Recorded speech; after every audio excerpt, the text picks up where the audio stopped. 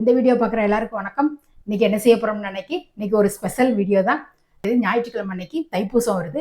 அந்த தைப்பூசத்துக்கு முருகருக்கு பிடிச்ச 2 விதமான பிரசாதத்தை தான் நம்ம இன்னைக்கு செஞ்சு பார்க்க போறோம். அந்த பிரசாதம் வந்து ரொம்ப முருகருக்கு பிடிச்ச பிரசாதமாகவும் இருக்கும். தெனை அரிசி பாசிப்பருப்பு பால் பாயாசம் தான் செய்ய போறோம்.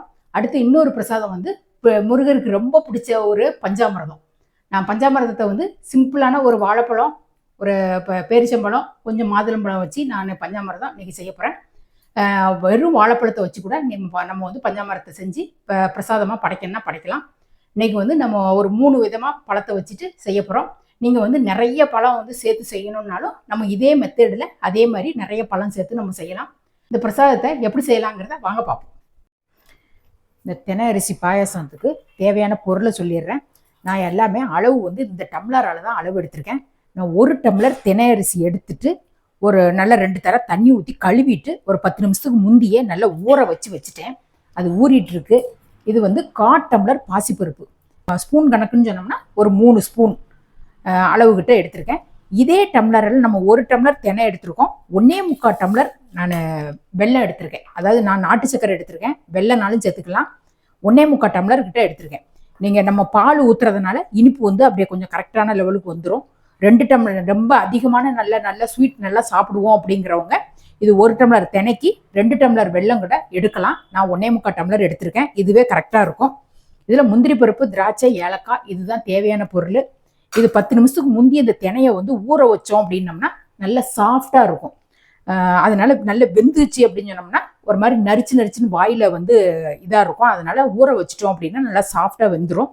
இப்போ இந்த பாசிப்பருப்பை வந்து வறுத்துட்டு இதில் சேர்த்துட்டு இப்போ வந்து சட்டி வந்து நல்லா சூடு ஏறிட்டு நான் அடுப்பை ஸ்லோ பண்ணிட்டேன். இப்போ அந்த பாசிப்பருப்பை சேர்த்துட்டு நல்லா செவக்க வறுத்து எடுத்துருவோம். இப்போ நான் அடுப்பை ஆஃப் பண்ணிடுறேன். இந்த அளவுக்கு செவந்தா போதும். இதை வந்து நம்ம தெனை ஊற வச்சுருக்கோம் இல்லையா, அதோடையே சேர்த்துடலாம். இந்த பாசிப்பருப்பையும் இதோடையே சேர்த்துட்டேன். தண்ணியை வடிச்சிட்டு 2 தடவை தண்ணி ஊற்றி கழுவிட்டு, ஏற்கனவே தினையை வந்து நம்ம கழுவி தான் வச்சுருக்கோம். இந்த அரிசியும் பருப்பும் குக்கரில் சேர்த்துட்டு அதே டம்ளரால் 3 டம்ளர் தண்ணியை ஊற்றி அப்படியே குக்கரில் வச்சுருக்கேன். இதை மூடிட்டு ஒரு 4 விசில் வச்சு எடுத்துடலாம். இப்போ அந்த விசில் வர்றதுக்குள்ளே நம்ம இந்த வெள்ளத்தை வந்து கரைச்சி எடுத்துக்கிடுவோம். இந்த வெள்ளத்தை வந்து எடுத்து சேர்த்துட்றேன். ஒரு பாத்திரத்தில் சேர்த்துட்டு அதுலேயே 1 டம்ளர்கிட்ட தண்ணி சேர்த்துட்றேன். இந்த வெள்ளத்தை வந்து அடுப்பில் வச்சு கரைய வச்சுருவோம். இந்த வெள்ளம் வந்து நல்லா கொதிச்சு கரைஞ்சிருச்சு. இதை இறக்கி வச்சுட்டு ஒரு 1/2 ஸ்பூன் கிட்ட நெய் சேர்க்குறேன். முந்திரியையும் திராட்சையும் வறுத்து வச்சிடலாம். இந்த குக்கரில் ஒரு 4-5 விசில் வச்ச உடனே இந்த அளவுக்கு நல்லா வெந்து வந்துருச்சு. இதை வந்து அப்படியே நல்லா கரண்டியாலே நல்லா மசிச்சு விட்டுருவோம். மசிச்சதை வந்து நம்ம வெல்லம் ஏற்கனவே நம்ம காய்ச்சி வச்சுருக்கோம் இல்லையா, அந்த இதுலேயே உள்ளே சேர்த்துருவோம். இதை வந்து அந்த வெல்லம் தண்ணியோட நல்லா கலந்து விட்டுருவோம். இப்போ அந்த அடுப்பில் வச்சுட்டு நல்லா அந்த வெல்லம் வந்து அரிசியோட நல்லா கலந்து சேர்ந்து கொதிக்கிற மாதிரி ஒரு 5 நிமிஷம் கொதிக்க விடுவோம்.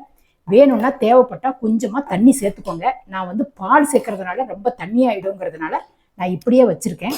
ஒரு 1/2 ஸ்பூன் கிட்ட ஏலக்காய் தூள்,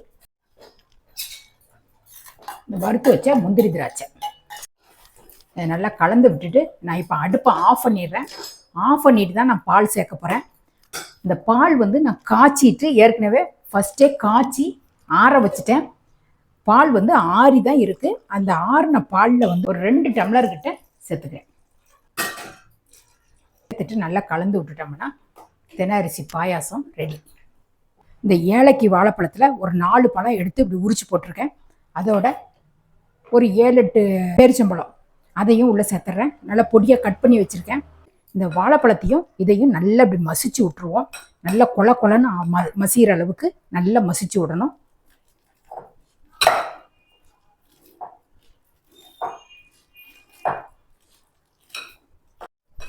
இந்த அளவுக்கு நல்லா மசிச்சுட்டு நல்லா இது பண்ணி எடுத்து விட்டம்பழத்தை உள்ளே சேர்த்துருவோம்.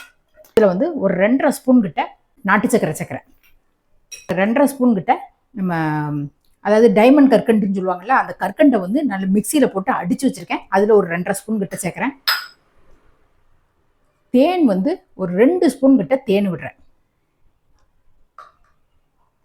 பஞ்சாமிரத்துக்கு தேன் வந்து கண்டிப்பாக விடணும். நல்லா இப்படி கலந்து விட்டுருவோம்.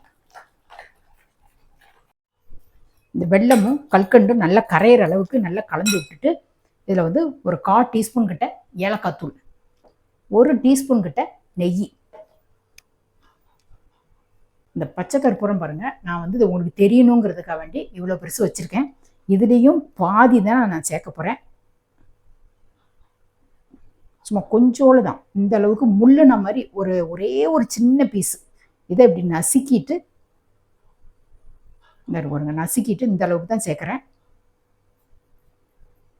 ரொம்ப நம்ம பச்சை கற்பூரம் சேர்த்தோம் அப்படின்னா ஒரு மாதிரி லைட்டாக கசப்பு வடை வரும் பஞ்சாமிர்தத்தில்.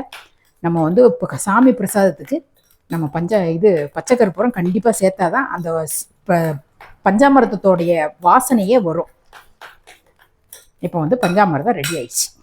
இந்த 2 விதமான பிரசாதத்தை வந்து செஞ்சு காட்டியிருக்கேன். நீங்களும் வந்து இந்த தைப்பூசத்துக்கு பஞ்சாமிர்தமும் ஒரு பாயாசமும் செஞ்சு இது பண்ணலாம். இந்த பாயாசம் செஞ்ச மெத்தட்லேயே இதில் வந்து பால் சேர்க்காம நம்ம சக்கரை பொங்கலாக நல்ல கெட்டியாக சக்கரை பொங்கல் மாதிரியும் இதே மாதிரியும் செஞ்சு எடுத்துக்கலாம். 2 விதமாகவும் நம்ம செஞ்சுக்கலாம். அதில் வந்து நிறைய பழங்கள் சேர்த்து அந்த பஞ்சாமிரத்தை வந்து நான் செஞ்சுருக்கேன். அதோடைய லிங்கை வந்து நான் கீழே தரேன், அதையும் போய் செக் பண்ணி பார்த்துக்கோங்க. இதே மாதிரி நீங்களும் உங்கள் வீட்டில் தைப்பூசத்துக்கு பிரசாதம் செஞ்சு முருகன் அருளை பெற வேண்டுங்கிறது நான் வேண்டிக்கிறேன்.